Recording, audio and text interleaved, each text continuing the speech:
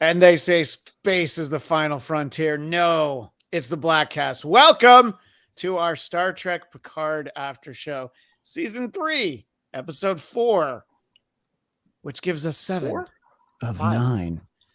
And very excited to have the triumvirate joining us, the brain trust, as it were, the one and only Jason Blair, trademark attorney at law, and David Weiss, trademark pending at law, Sup, and America. renowned plagiarist Thomas J. Kelly. Not true. He's not a plagiarist. He is an idea man, and he's the U with the circle around it. I don't know what the difference is between the R and the circle around it.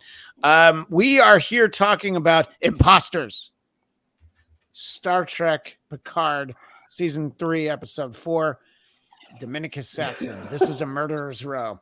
Speaking of murderers, how about that Jack Crusher? But Jason, I understand you came prepared with notes. I did. I feel like the best thing we should do is talk to you first. Okay. Big picture notes. We can get into the minutia about, that Rose earring didn't look right, or the fact that they didn't push the right number of buttons to engage the transporter. Any of that, that's fine. We'll get into that stuff. But what do your notes say about my notes? My notes are not big picture. My notes are very small picture. And actually, here's the biggest one that stuck out to me was Riker, Acton captain's log. Stardate 78186. That does not fit in with that. They were in the 4s all through the run of the Next Generation, and then into it's the 30 5s. years. So I had that thought. I had that thought when it started with a 7. Literally, they go that high. All right, Tom seems to know. How long is a Stardate, Tom? So nobody knows. It's a BS number, but the second digit always denoted season. Right. So if you look at season 1, Next Generation, it was 4-1, whatever, and it ended up 4-7, and then so I knew then it got up to 5-0 5-0 by Voyager because they were continuing right one season past Next Generation 1. But overall, you're going to give yourself an aneurysm. Yeah, that one was way too stuff. Well, I'm glad you started with something important, Jason. But big picture, thank you for that. Big picture wise, I thought 2 things on my notes is the Worf show that they want to do would fit right in with a CBS primetime lineup. It had a very NCIS CSI type feel to it. I think CSI it would go. Worf is a great title for a show. It would go right to that because he had the Rolodex, which I thought was a nice touch when he was pulling up his Rolodex, and the guy he looked for above it had Morn, and below it had Brunt. So he's got people from the Brunt, DS9 show. I don't usually pay enough attention, but I did see those this time. And, I'm I glad saw that. Right. And then other big picture is, can we do one season of Star Trek where the words Starfleet has been compromised is not issued? It's literally every J.J. Abrams movie, every and so going back to season 1 where the bug people, remember they ate the bugs and they were all in the Starfleet command and they shot the guy. And Starfleet has been compromised more than David Weiss's rear end. Ouch. I just realized that you're the one of the 3 of you that I could say it about and not hurt any feelings. I got to change positions here. Yeah, and you're also the one I can say it about that it's probably the most true. Tom, I want to ask you your specific thoughts, but I think I know, out of everything in this hour that you didn't like, did it bother you more than anything else when Picard said, "Those were the days"? Because I really felt like that seemed like an anti-Tom Kelly line. That seemed like something that's going to make you really upset, unless they had sat down at the piano like Archie and Edith and actually sang "Those Are the Days." Then it would have been an amazing moment. The whole thing, that it's funny, that didn't bother me as much as you'd think. It was a great line for a trailer or a TikTok. And that's about how I can't wait. I'm really only watching this for your good company at this point, guys, because there's nothing better than me watching a show that makes me angry for an hour Then going to my only human contact for the week that's not show business related, arguably.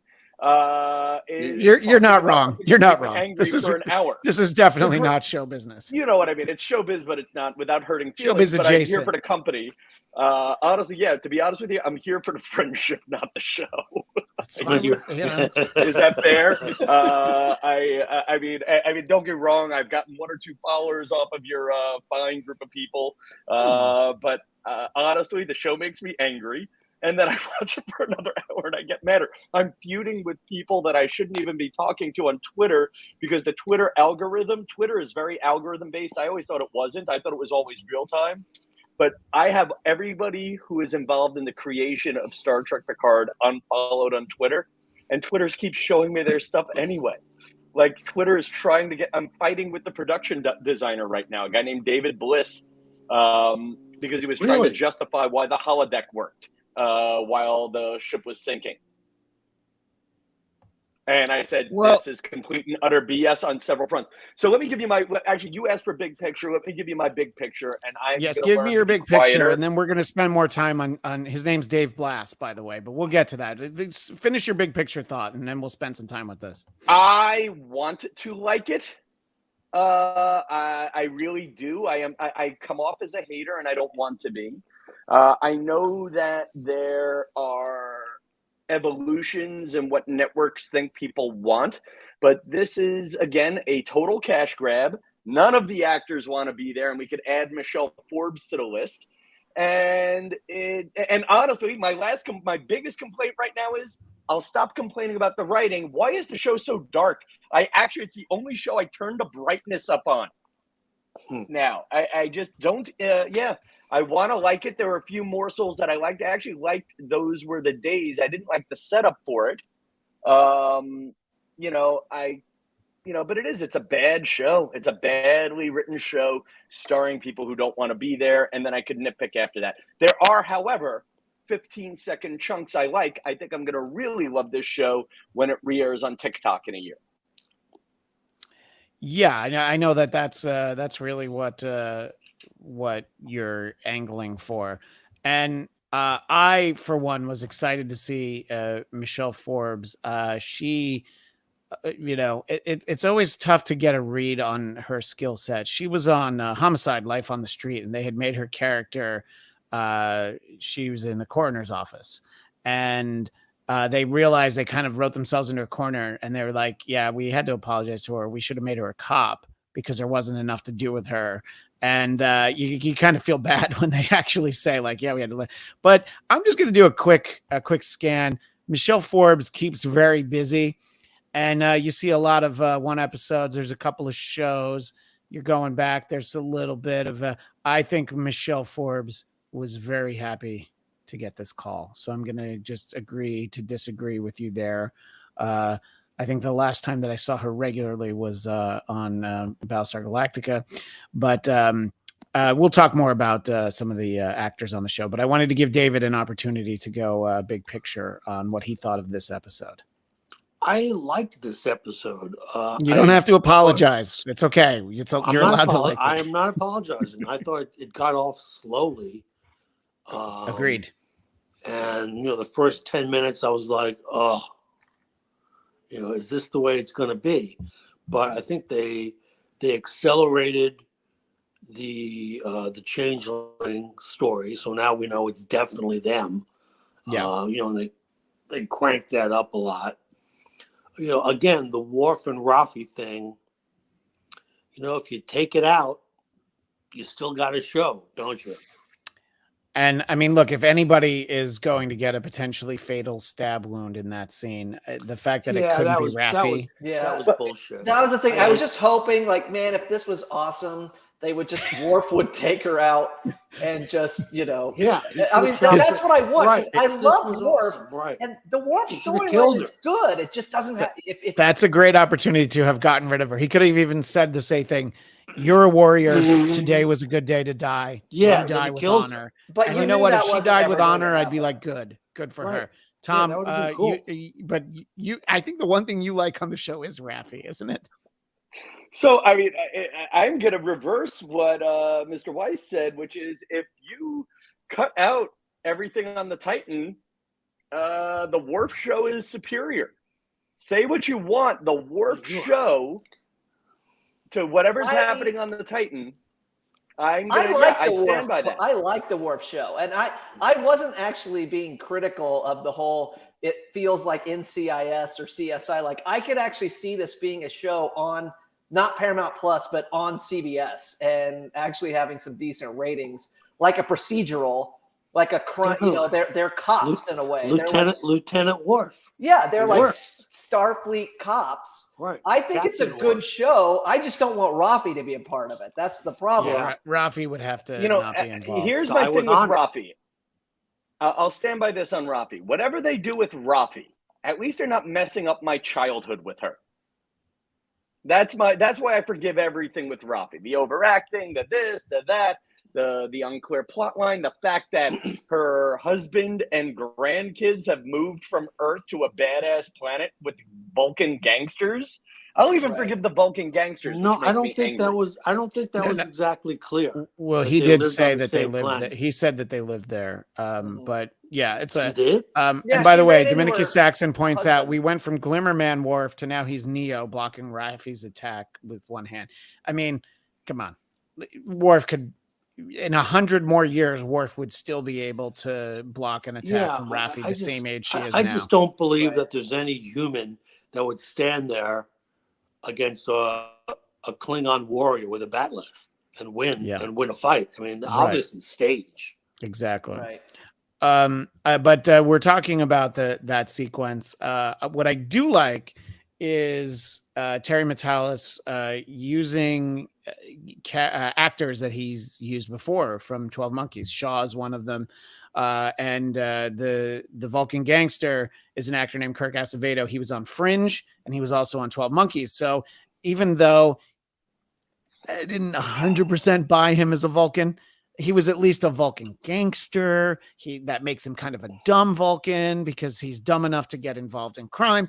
So I was happy to see him in that sense.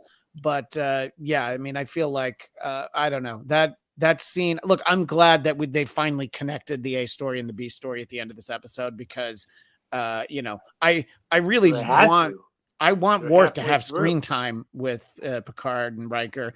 And by the way, let's not forget, we still haven't seen Geordi. You know, I mean, at some point he's going to have to show up. Yeah, I know. Like his daughter's not even like, having a quick call with him or something. There's a lot of ways we could have had him. Could I pose a question to the group specifically, Mr. Weiss? And I think this might help the whole conversation. I follow some random screenwriter on TikTok. And he said, if a new writer joins a show mid-series, it's not always expected that that new writer watch every episode of that series. So am I expecting too much, waiting for the Star Trek writers to be more immersed in the history of this show? I'm gonna steal the football from Mr. Weiss and just say my wife as a screenwriter has spent weekends and weeks watching 5 seasons of a show. You watch a show before you have a meeting about it. Much less so to that point, though, do writing. we expect these people to watch 50 years of content? Yeah. No, but I would expect them to watch 2 seasons of Picard. And, there should be people that are like, here's the episodes of Next Generation you need to watch. Go ahead, David. They have to be grounded in Next Generation, too. Maybe they don't have to watch every episode, but you have to watch the Laren arc. Yeah, and I would assume that those people. And by the way, Dominicus Saxon was on eggshells wondering if Jason's son ever got that download he wanted. The answer is apparently not. Apparently not. What download do you want today? Okay. All right. Go by. Have fun. He wants to go play. Daddy, what's your OnlyFans login? No, that's not funny. Who said that? That's terrible. Jason's also a fan of Zia Anderson. Yeah, subscribe to Zia Anderson.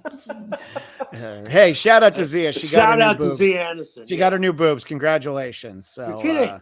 Oh yeah, she saved 10 grand to get her new boobs, but that's not the show we're here to talk about today. I'm not gonna comment. What I want to do is before we dive back into the show, I understand your point, Tom. I assume that a lot of people who are writing on this show are working for a lot less than they ordinarily would because of the fact that it's Star Trek Picard. It's the last season of this, and they're just excited about it. You have before Roseanne went and canceled herself, the first season when her show was back, you had people that didn't, like Wanda Sykes and Whitney Cummings. You had people that didn't need to be in that writer's room, but they wanted to. So I think less flashy names. I think that there are probably a lot of sci-fi writers who are like, I could make twice as much having done NCIS, Mars or whatever they could be pitching right now. And instead they wanted to be here. But that was just to finish that thought. So Dave Blass is Tom's friend on Twitter. And I guess the original tweet was, lots of folks concerned about why the power is on in the holodeck and not the rest of the ship. Let's take a trip to visit with our friends on the USS Voyager to learn a little bit about the holodecks and power. And Tom said Voyager was an awful show too. And the idea of Guinan finding a bar on 10 Forward Street, stupid, don't defend stupidity with stupidity. Tom, I am in no way critical of your statement, by the way. I'm laughing because I love what you said. And Dave Blass then says, I am going to have to call bullshit condition red. And then wait, there has to be more of you. I thought there was more of you.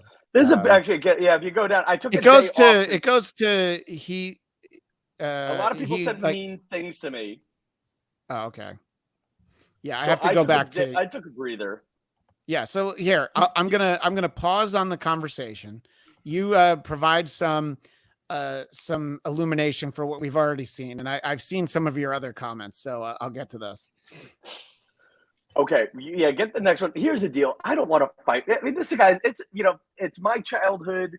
It's his way of feeding his family. My problem with him is, listen, man, and this is my perspective, and the guy asked to be on my podcast.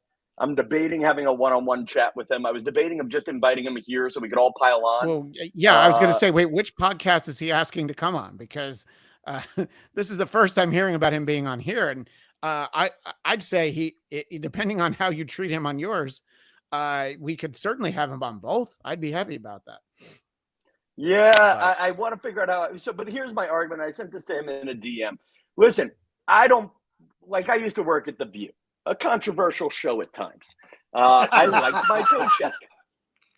Okay, and if the host said something controversial, I would neither defend nor not defend them in public, because I didn't want to get dragged into having to justify things I didn't believe in if I disagreed with the host, or going the other way of I didn't want my reputation destroyed or whatever, or whatever the right way to say it is.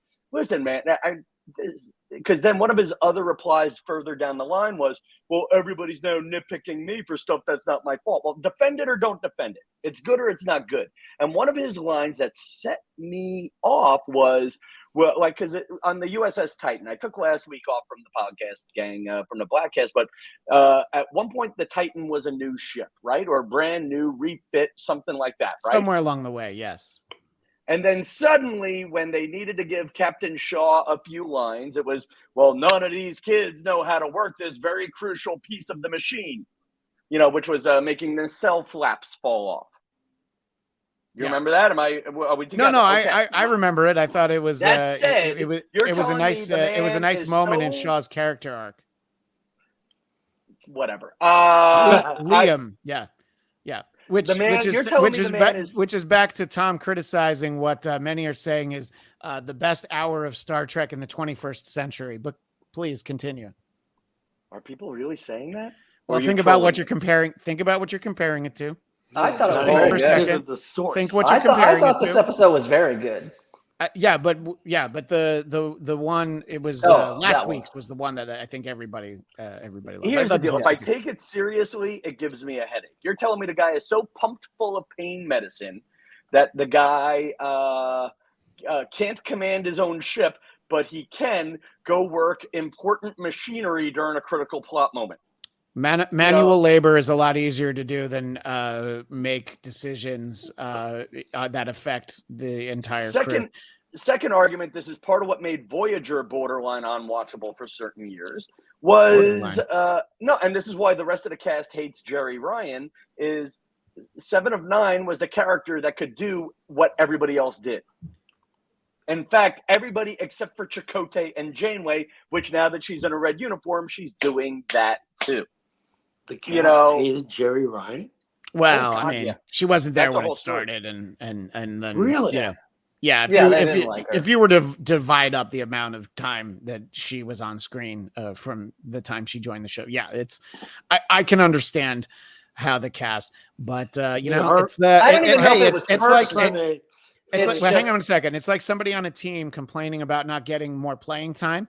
You know how you get more playing time? Be better. So you know what, Neelix? Don't be the most fucking annoying character in the franchise if you want to be on screen more. Anyway, David was going to say something, and then I'll let Tom. I mean, let's face it. I mean, they replaced Cass, who was boring, Cass, with a We were hot supposed chick. to find a 9-year-old hot. I still stand by that. That is the worst character in Star Trek history. Probably, but they, you know, if not for that replacement, that show could have gone down the Jeffries tubes. Thank you. You're welcome. Yeah, it was, but again, it was on UPN. So you were fighting for screen time with the Diary of Desmond Pfeiffer. So the P was not silent. Yeah. I know. The P is not silent. Yeah. One thing from my notes. Law and Order SVU's Dan Florek as Abe Lincoln, by the way. Anyway, That's go right. ahead, Jason. One thing from my notes that I don't know if you guys noticed, but I did, and maybe everybody else did. You could tell when Jack Crusher was in a dream state because all the effects were from the original series. If you listen when he was on the bridge, the sound was, it had that that you only hear on the original series. When he was in the transporter room and they energized the transporter, the sound effect was not the Next Generation transporter effect. It was the original series. It goes, it makes that 60s sound. And when he shot the transporter chief, the phaser in his hand was an original series phaser. It wasn't a Next Generation phaser.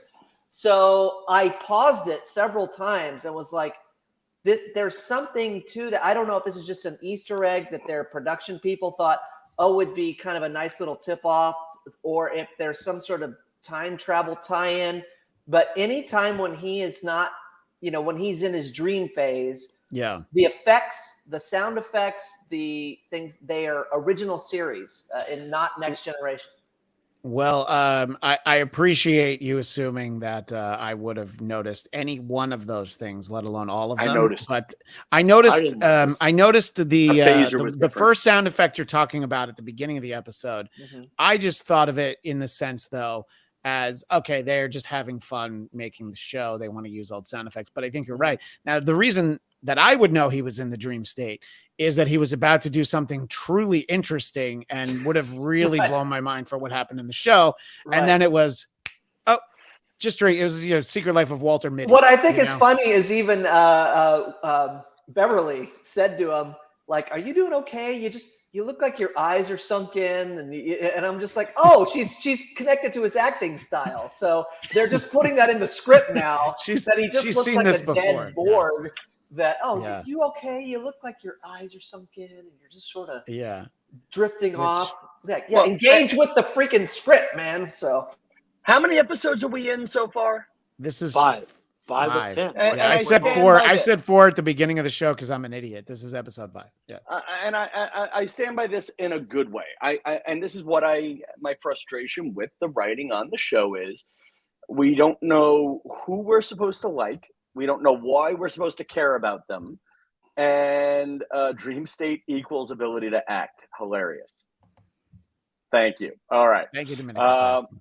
And I'm going to be honest. I'm glad the dream state didn't turn into something real. There was a few things that I thought were going to happen that didn't. I thought, Pat, and I didn't know if I wanted this to happen or not. I wasn't sure if they were going to make Picard and Ensign Ro romantic. Right, if they were going to allude to something having happened. Were they alluding to that? No. I think that what Tom is saying, that he was wondering if that was going to be revealed. And Yeah, I was wondering if they but- were going somewhere like that too. You know, some But I very thought inappropriate I thought Monica their- Lewinsky style relationship. I thought you their know? interaction was so intimate that they were. I mean, you don't break down in tears over, the fact you betrayed your commanding officer. I mean, she was an angry person. Right. Well, no, And, but I'm agreeing with Tom. Tom, you're saying that you were wondering if they were going there, or are you saying yeah, there was the whole that you thing. feel like that's where the story ended? Did they go there? Because I didn't think they did. I in a thought very that they subtle might. way. I was expecting it, but did you think that that's where they left it at, Tom? I felt like that last episode, and this is my problem with this run of Picard writers, and a little bit in season 2. I think we've referenced Khan so many times. We're now referencing the B and the C and the D material from the original source. Sure. This is all red meat for fanboys.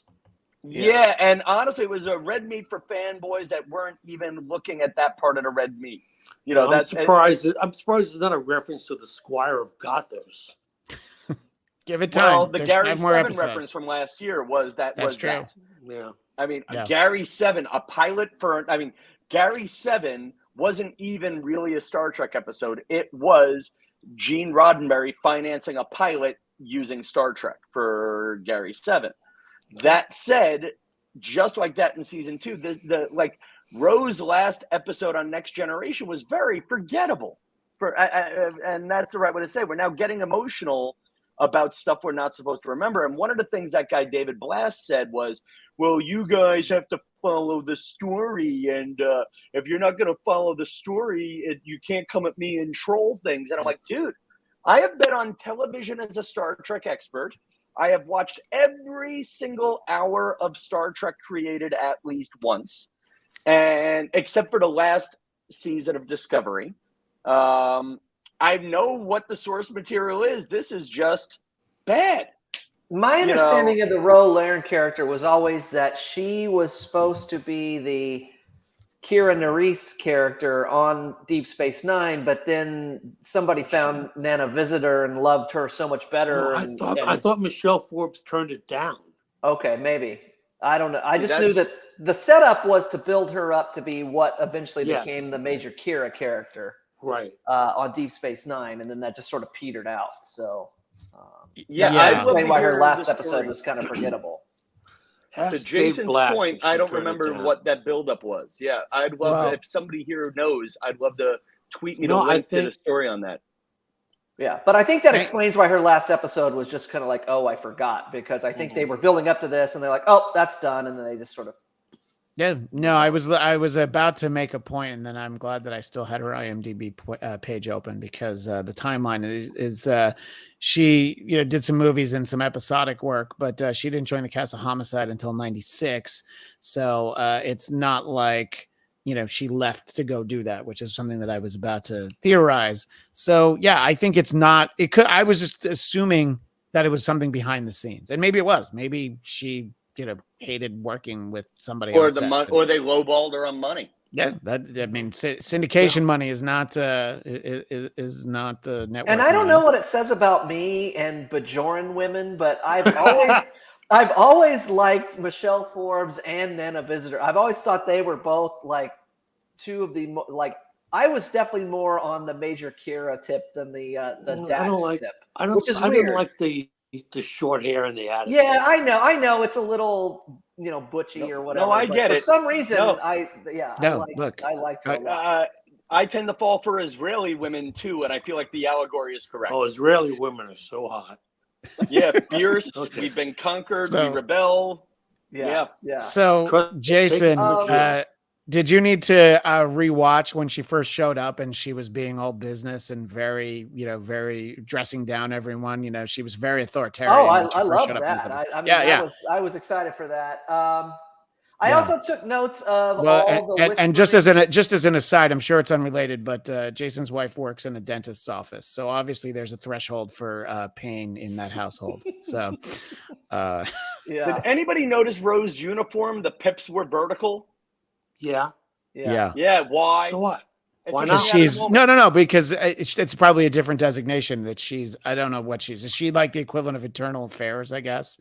Right. You know. I don't think that's. Which really, Picard's anything. point is, you were a convicted terrorist. We're going to let you back in at the highest levels. I mean, Yeah, well, Starfleet is very forgiving, so. Well, they did that with Sonequa Martin Green. Well, they talked about the rehabilitation center that she went to, and I was just like, "Wait, did they watch yesterday's Mandalorian?" Yeah, no, they went to the Amnesty planet. Yeah, we can get into that episode. That's a whole different conversation. Yeah. Lots of filler. But I don't know. Were you able to hear? Because all the things that when Crusher was having his, the whispers. Like I don't know if like even the previously on at the very end of it says, "Crusher, come find me." And I was like, I don't remember hearing that in the original episode, but then I'm pretty sure when he heard "come home" in his head, it was the Shrike captain who was saying that. It seemed like it was her voice. So, or how could he be? I mean, let's speculate for a second. Sure, let's. How could he be a changeling? I know I think they're setting it up because I'm trying to think. There was that. I mean, is it? There was that Terminator movie where the guy was a Terminator, but he didn't know he was a Terminator until the very end. And I don't know if this is like setting up sort of a similar thing. I think you brought that up. That's Terminator Salvation. And yes, there is of course a chance that this is actually not Jack Crusher, and that Jack Crusher died at some point, maybe even many years ago. Maybe he died as a boy, and then this changeling killed him and took his. I have a conspiracy. I love conspiracy. Let's go. Jack Crusher, you know how Wesley Crusher is now what do we call him? A traveler.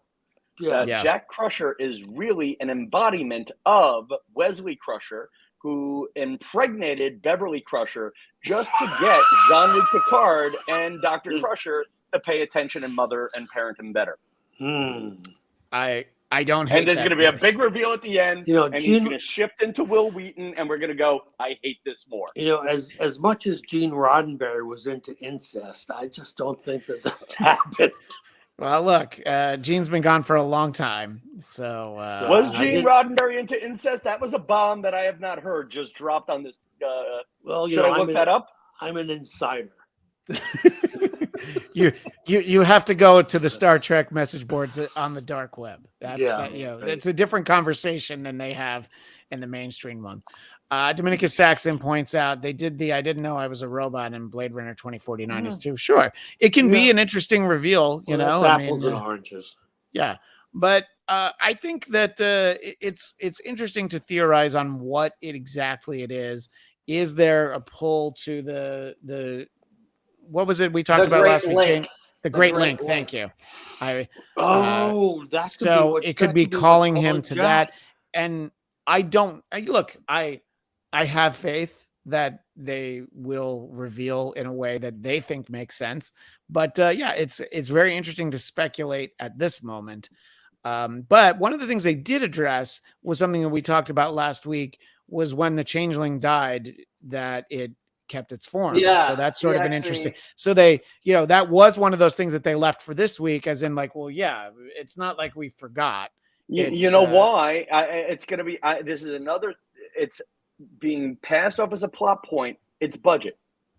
It's a lot easier to have someone and drama. And frankly, I'm sure Mr. Weiss will agree. From a dramatic standpoint, it's much more dramatic to leave, dead Geordie's daughter than a pile of goo. And it's cheaper. Except you have to pay her twice. No, you don't. You just but her lighting double gets a SAG waiver. So let's be happy for everybody. Didn't really. I assume that's what happened. But in any case, So what do you guys think about sort of the changelings? All right. So also when he had that vision, he was in the hallway. And then all that red stuff's coming around. It was like a red barn door that he was looking at. It was like and I don't know what. It seems like red door. We've had this before in Star Trek. Maybe well, actually, I can't remember what that was. It's a motif of Terra Metalis, because that was from 12 Monkeys. It was actually the red door. I'm like he's using the same actors, and there's a red door. 12 Monkeys. The series was great. It was the series. Yeah, Okay, the series was I really haven't good. watched it, but okay. The movie did not hold up. I rewatched the movie and I was like, ooh. So, yeah. But in any case, it's just about the door. It's not exactly the same thing. Oh, and Roz JD, the red door was Aslan. It's from the scriptures. Thank you, Roz JD. I'm sure Roz JD popped in as soon as the word conspiracy popped up. So we appreciate you being here, as always. Sorry, Dominica Saxon, you don't get to get every comment in there. But so let me ask what everybody thinks. Let me see what you think, David, in terms of the changelings and just the theory on Jack's connection to it. Well, my theory is that he's some sort of a changeling. Like I said before, it's possible that the real Jack Crusher is gone. Maybe they didn't kill him, but that's a reveal. We know that the real Jack Crusher is alive. And that'll be, something that they can. Let's get the band back together and save Jack Crusher. And he lost all of his hair at 23, so then it actually makes sense that he's so Picard's son. That would be funny. Like if they find the real Jack Crusher and he's bald, he's got a comb over. Like, and Picard would see it, was like, well, if that had shown up on my bridge, I would have understood. Yeah, changelings are a great enemy. I mean, I like the fact that they've evolved to the point where they can completely duplicate a human body. But they could back then. No, not to the extent. You're right. They could, and if but you cut them, they blobbed. Yeah, right, exactly. So, but at the end, they were more sucking advanced in and holding in juice. I don't know. Fine. I mean, here's my thing too. If you're is there anything in this show that is new? Like, at least in Picard season 1, the new aspect was, all right, he's old and he's back. That was new. Everything else is just a rehash of things that were already done well in the first place. This is red meat for the fanboys. I mean, Starfleet's been compromised. It's new, right? So yeah, it's a new compromise. It only gets compromised once a year.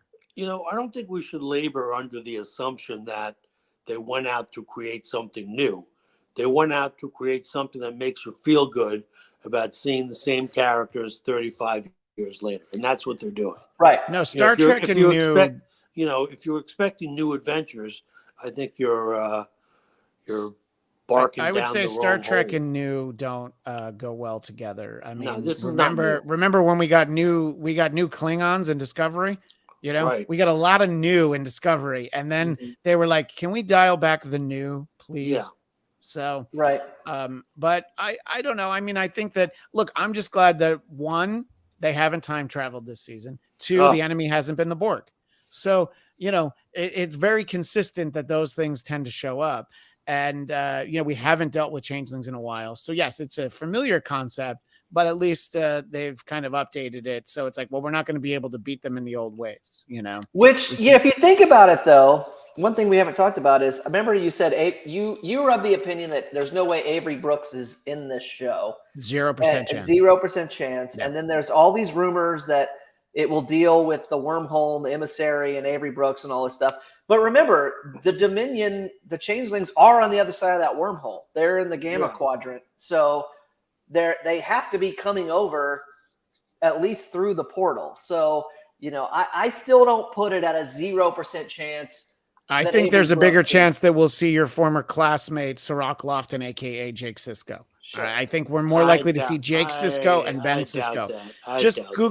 Just Google an interview with Avery Brooks and see if you think he's getting on set anytime soon. Thing, that was truly surprising to me. I was surprised to see her. And I was, you don't see a lot of the old people come back. It's, oh, here's a new character. I mean, that really did surprise me. So yeah, maybe, I mean, there's only 3 episodes left, right?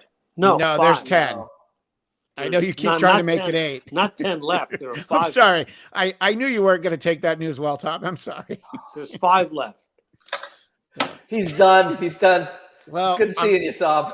On 5, and 5 episodes is not a lot of time to ramp this up and shut it down.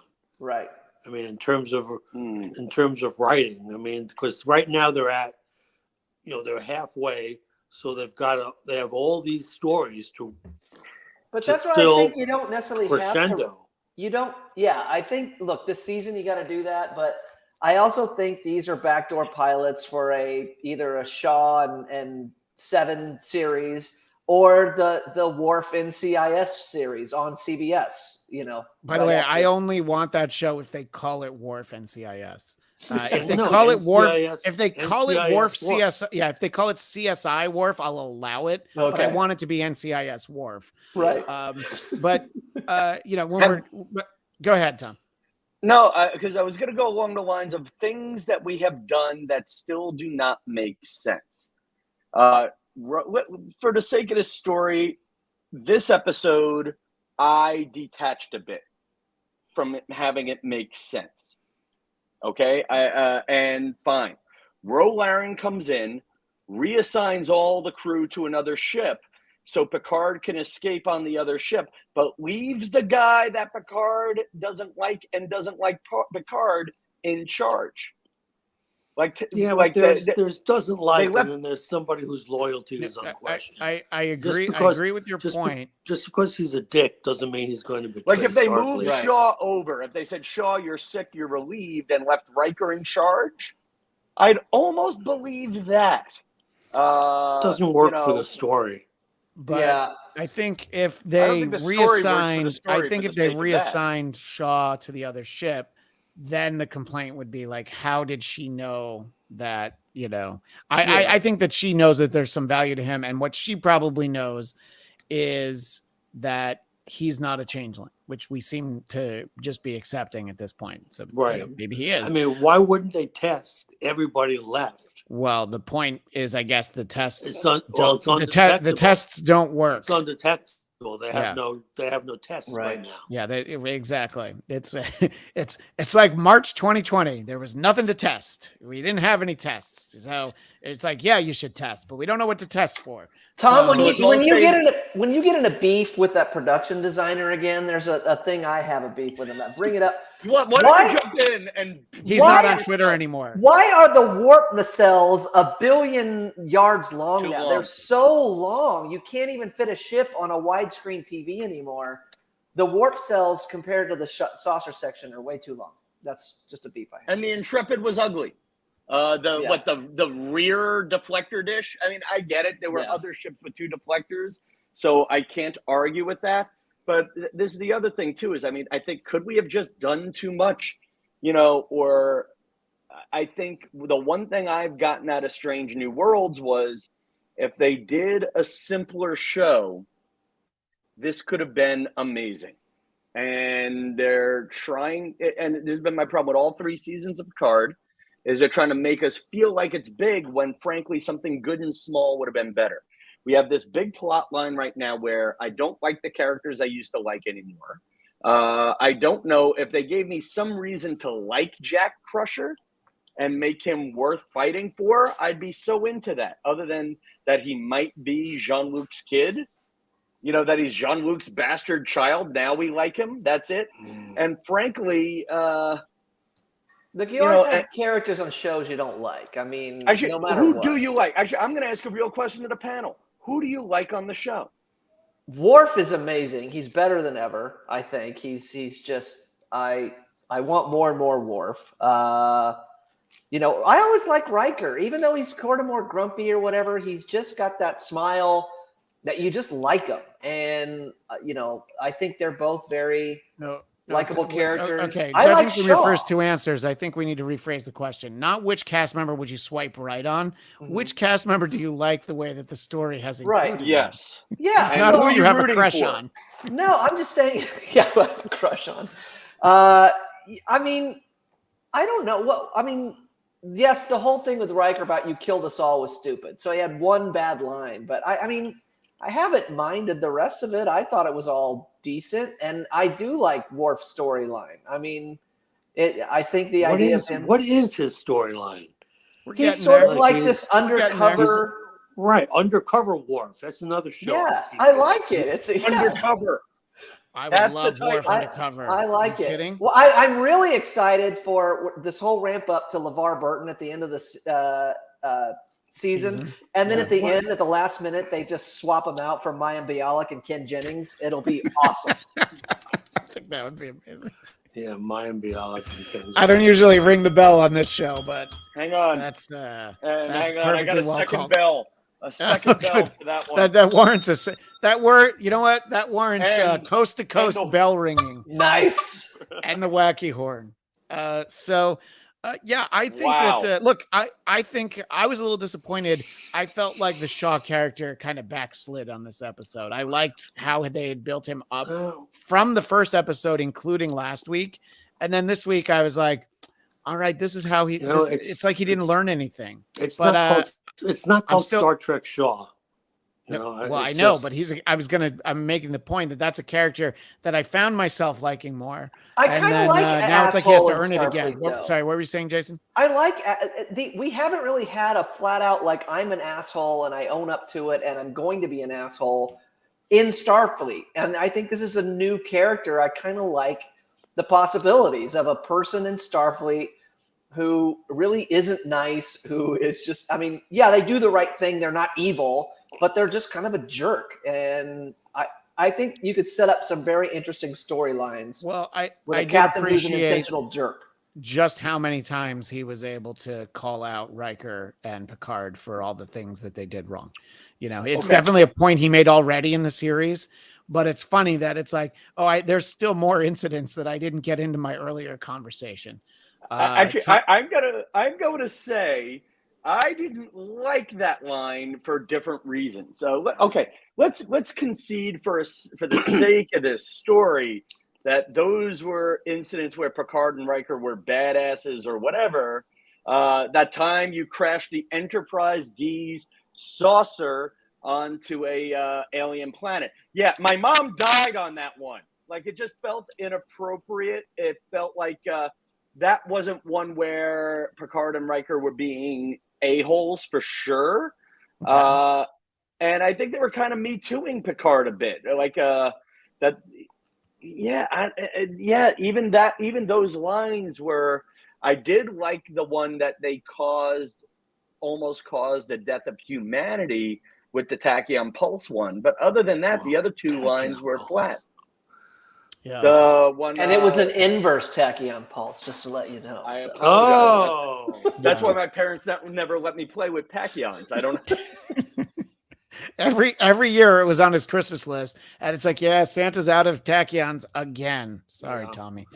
But getting back to this idea of, I think I like most characters except Raffi, and it's just I hate her so much. I don't love Jack Crusher. I'm reserving judgment because his arc is really continuing to play out. On the season/series finale, I'll give a final grade on Jack Crusher. I don't particularly like him, but I realize that there might be an interesting reveal that makes him a good character.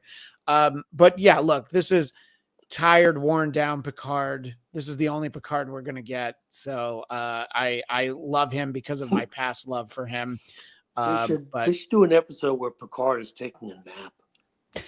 It is funny that I think Tom would be like, this is the best one. No, I love or hate the character that I find the Admiral most Picard? boring and probably the least interesting in this show is actually Picard. Like, he's just sort of this middle of the road. I don't like him. I don't hate him. He's just kind of there. He's a troublesome old man. No, but I have no doubt. Listen, and again, this is the problem with the whole arc and new writers having to keep up with new writers, is, again, I liked 94-year-old Picard. I actually understood when they kept making the holodeck Picard's Vineyard. Remember that? That was to keep up with his Alzheimer's, so they gave him a holodeck bedroom or something like that. Wow. Fine. We all know that was because they spent so much money to build that set that they were like, we gotta get some mileage out of it. So that's really why they kept using the holodeck for his vineyard. And what happened? Did they tear it down and build the Guinan bar? New budget, new set, so, they would have had to reassemble the old set, I guess. Like, we're all supposed to care about the new 10 forward, or not 10 forward bar, whatever Guinan's bar is. but there's no Guinan and there's no bar. Technically, it's in a holodeck. And what's also weird is last season in Picard, when they traveled back to modern Los Angeles, am I wrong? Didn't they make a thing about how Los Angeles got destroyed in World War III? And they even showed a clip of it on Strange New Worlds when he was talking about our society wasn't perfect. And they show LA getting like totally wiped out. And they explained how San Francisco's big West Coast city. Come on. And then all of a sudden LA exists again and it looks just like it. Jason, you've been here right after pilot season's over. You know what it's like. That's what's going to happen. We all know what it's like. We see it every year, but we rebuild. We come back stronger every year. Go. David, I wanted to give you the floor. No, I wanted to destroy LA after the premiere of Call Me Cat. What the hell is Call Me Cat? It's the Mayan Bialik show. Oh, no. I had no idea. I know she was on Blossom. That's all I really know. Oh, all right. Call Me Cat. But David, I wanted you to weigh in on the characters you like. I like them all, except Rafi. You know, they're my friends. They're my buddies. I really have to get Flobo on with us very soon. He is the number one Raffi defender. He loves Raffi. Yeah. He has a very interesting perspective on Star Trek. Jason, I don't know if you ever did a show with Flobo, but he discovered, pun intended, Discovery as his first. That was his way into Star Trek. And he's watched a lot of stuff since then. Bad. Yeah. No. It's an interesting perspective because it's not like he didn't then go and watch. He hasn't watched 850 hours of Star Trek, but he has. Well, he has taken. He has gone through, and I would tell everybody don't watch that first season of Next Generation. Just watch the documentary about how bad the first season was. But in any case, when we found out that Starfleet was compromised by the insect people, so yeah, I'm going to argue Star Trek: The Next Generation. I'll pick my 5 best season 1 episodes are better than anything in Picard. Yeah, you might be right about that. I just mean that I'm going to argue comparing the apples of season 1 Next Generation to the apples that are the rest of the series. Is season 1 Next Generation better than everything in Voyager? Probably. I wouldn't even go that far. It's pretty bad. Season 1's really rough. It is. Of Voyager? Of Next Gen. I mean, we've all watched Chaos on the Bridge, right? And we think we even did an episode on Chaos. I think we did Bridge, like a black cast about Chaos on the Bridge. Yeah. It's bad. I mean, it's like you have Worf as the science officer. You have Tasha Yar on the bridge, and I don't know. Geordi was the navigator, I think. He wasn't even an engineer. That was the whole idea, was that he steered the ship, but he was blind. They thought that was a funny joke. That was like, see no evil, hear no evil when Richard Pryor's behind the wheel of the car. Look, I've been driving in Beverly Hills at a red light, and I see Stevie Wonder behind the wheel of a Rolls Royce. So you're saying that it's an elaborate 60-year act? I'm saying there's blind and then there's blind. There's blind and then there's blind. All right. So it's interesting that David, you feel like you like everybody except Raffi. I do. Yeah. Because she's new. I'm lukewarm on Jean-Luc in this portrayal. It's really, he built up so much goodwill that even season 2 of Picard didn't destroy that. It came close. I know. I also have to say with Rafi is I hated her so much in the first season and then kind of hated her more in the second season. It's hard for me to look at her in the third season. And I really do put myself is she okay? Is third season Rafi that bad? Or am I just, you're right, all the goodwill is there and they just built up so much hatred that even if they do kind of course correct with her, is she so I'm really trying to think like that. Is there something she's done in season 3 that I've just hated beyond the fact that she's Raffi? So she put those drugs into her eye and had to act like she was all high. So that was tough to watch for me. But Tom, you have the con. Okay, I'll tell you something that they dropped on Raffi was They had her make out with Jerry Ryan at the end. There was the beginning of a lesbian relationship. I was not in favor of that, but fine. And then they just ignored it for 5 episodes so far. How about that for another thing that they started? That is the gender version, or that is the gender orientation version of Picard's android body. We started it, and we're going to back off that. Well, they did mention it, and they haven't been in scenes together yet. But you're right. Did they mention it? I forgot. I lost that. Has that come up? Yeah, when Raffi's going through her spiel about pretending that she wasn't working Starfleet intelligence, you know, there's like a moment where she says, "My girlfriend needed some space," or I forget what she said, but she did. Broke up with me. Broke up with me. There you go. So that was the whole thing. Yeah, they just say it doesn't work out. So but you're right. Set it all up and then just throw it in the trash. Look, they're gonna have scenes together, and well, let's put it this way. Put your thumbs up if you want to see them kiss in a scene. Yeah, that's that.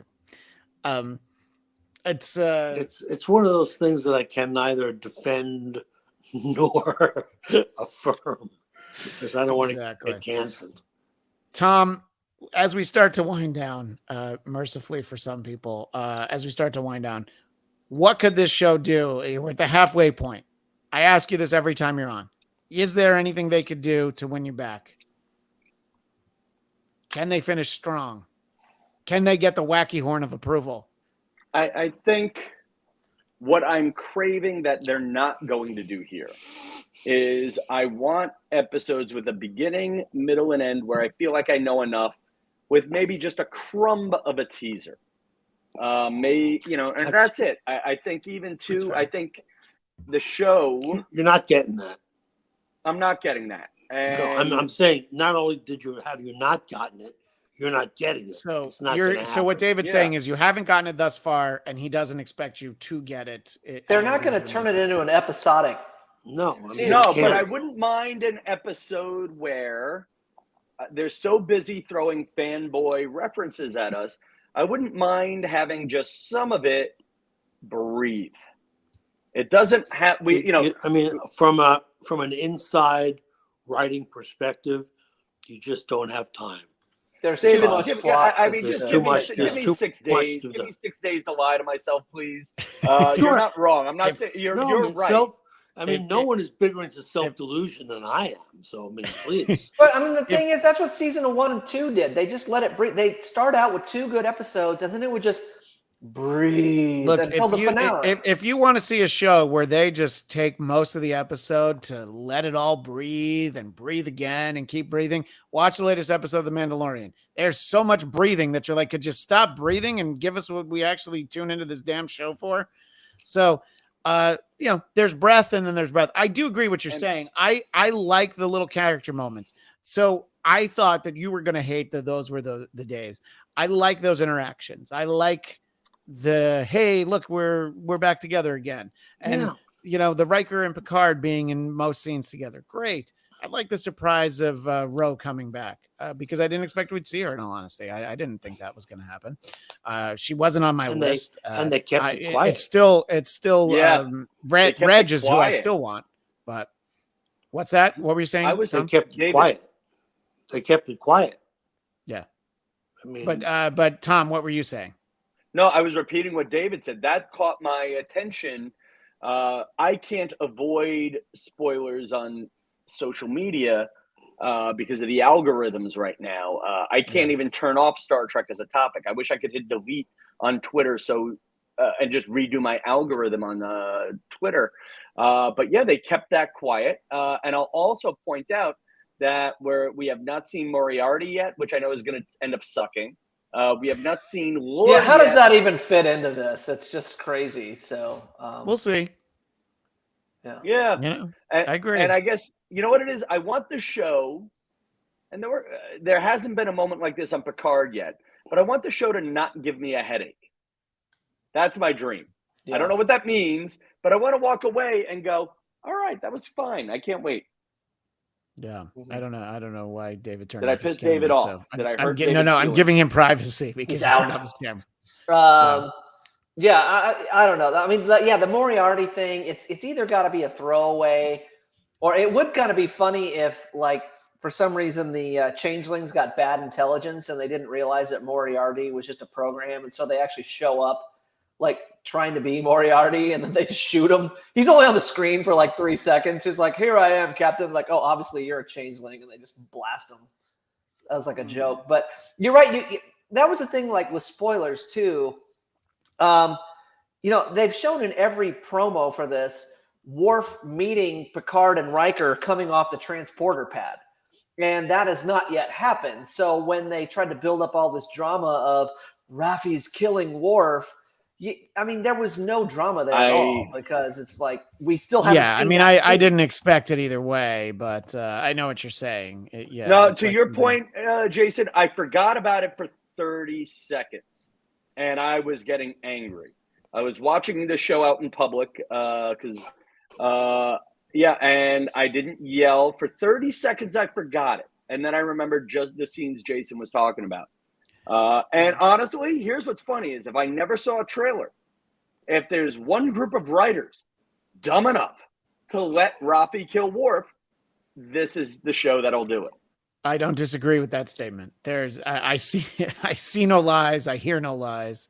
Right. Tom Kelly is speaking no lies. Well, I know that I will not be doing this show next week around the release day. So maybe the following Monday, or possibly I think it might be time to double up, the last week. But we'll see. We'll get to that point. But don't look for this show next week. And Tom, that means you can wait to watch it. Do you mean don't look for the Black cast or don't look for Picard? Well, it's in your case, it's both, because now you don't need to, I'm not rushing you to watch it as soon as it's released. Did you watch it yet? Did you watch it? So, you can take a break. You can take a break from Picard. You can take a break from talking about it. And then probably what'll happen is something will get spoiled that you're like, you know what? I would have actually liked that if I hadn't had it spoiled. If I could ask the three of you, just do me a favor. If I need to watch it quick, send me a DM or a tweet. I think that's fair.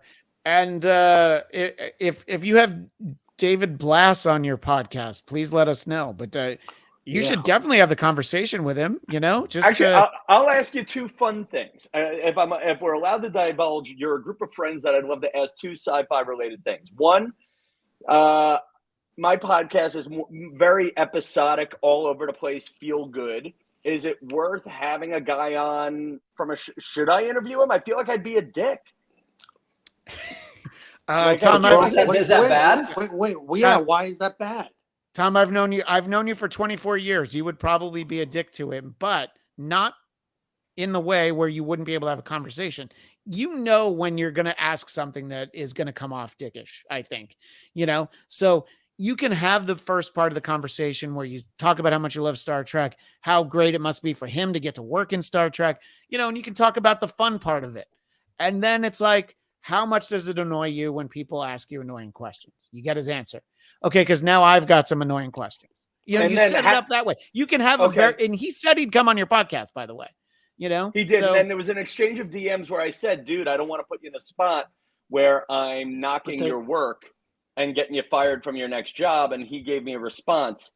And I think your setup is what I needed, Christian, because how many questions do I have to ask him before I say, how do you feel about raping my childhood violently with a budget?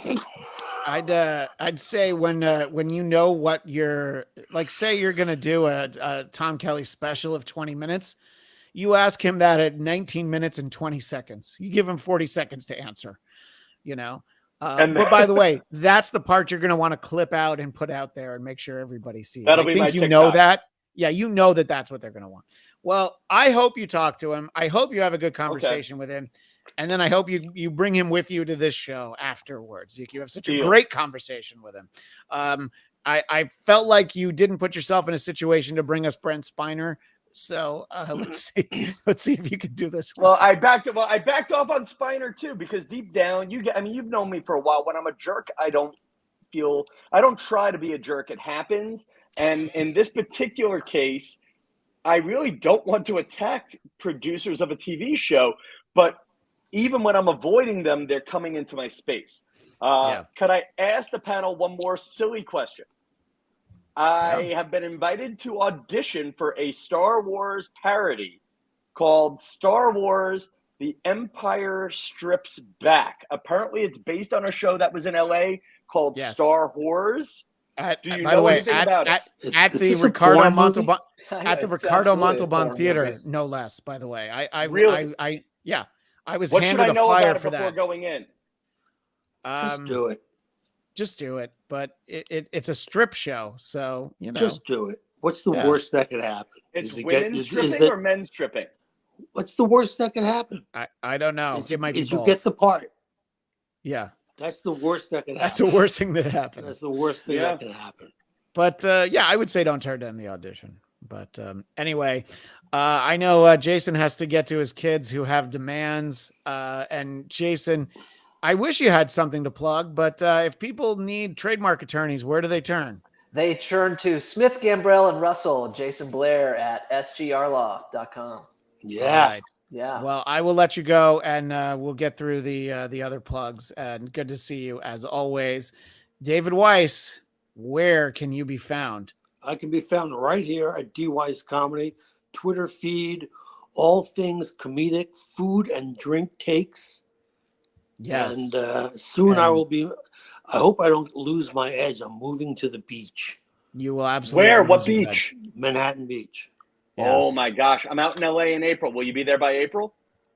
Yeah, Yes. I'm moving there April 1st. Yeah, I'm glad I remember when you're moving. Yeah. So Jason's still here. So Tom's going to be here. So that means we could do this show in person. So you might have to drive the kids cross country again. Oh, great. Oh boy. Perfect. Yeah. So Perfect. Anyway, all right, good. And then I'll jam in my plug for fun. The Tom Kelly Show podcast. It's a range of all things feel good and not so good. Actually, And this week I hook up with a guy who talks, let me rephrase that. I do a podcast with a comedian friend who tells a story about how he hooked up with a woman in an open relationship and didn't realize it until he got to her apartment. Oh, and there was like what? There was like another guy there, or the other guy was there. Sweet. Wackiness ensues. Go to TomKellyShow.com. Right. Yeah. Wackiness with a total different meaning there. Don't ruin it. Yeah. It's a good story. As a much younger man, I spent some time with a woman who told me she was in an open marriage, and at some point I thought about it. I'm like, wait, does he know? So it was a good question to ask. And the great debate is there always one person who's in the open relationship and the other person's just trying to keep the other person? I feel like oftentimes there's one person who's way open and another person who's like, open. It's like it's like Chris Rock said, you're only as faithful as your options. So, it goes a long way. In any case, you can find me on Twitter and Instagram at ChristianDMZ. Please subscribe to the Blattcast, BLADTCAST. You'll find this show. You'll find the titular Blattcast. We did our Academy Awards after show on Monday, which, as I talked about on there were executives at Paramount the next morning that were like, why the fuck have we not gotten our Michelle Yeoh Section 31 show off the ground? We've had it circling for 3 or 4 years. We should have been able to put that right out there. Congratulations on the Oscar win, Michelle. Can't wait to see you in season 2 of Section 31. Not happening. Depends on her contract. It's probably happening. Yeah. I knew somebody who was in the writer's room for the version of it that they scrapped. But they are allegedly working on it. Anyway, so we'll talk about that. And you can find, I'm still hanging my hat on my interview with Dana Carvey from last month. You can find that there. And also search out a show I did for the Geekscape Network where I spoke with Kenneth Johnson, who was the writer-director of the original V miniseries, which turns 40 in May. Well, I like that. Yeah. And that's you can find in true Blattcast style. It's an hour and 45 minutes. So you can go find that episode over on Geekscape. That is all the time for now. We will be back. My guess is that we'll be doubling up 2 episodes of Picard in 2 weeks' time. But follow me on Twitter and Instagram in case anything different happens. Until then, as always, we say, live long and prosper.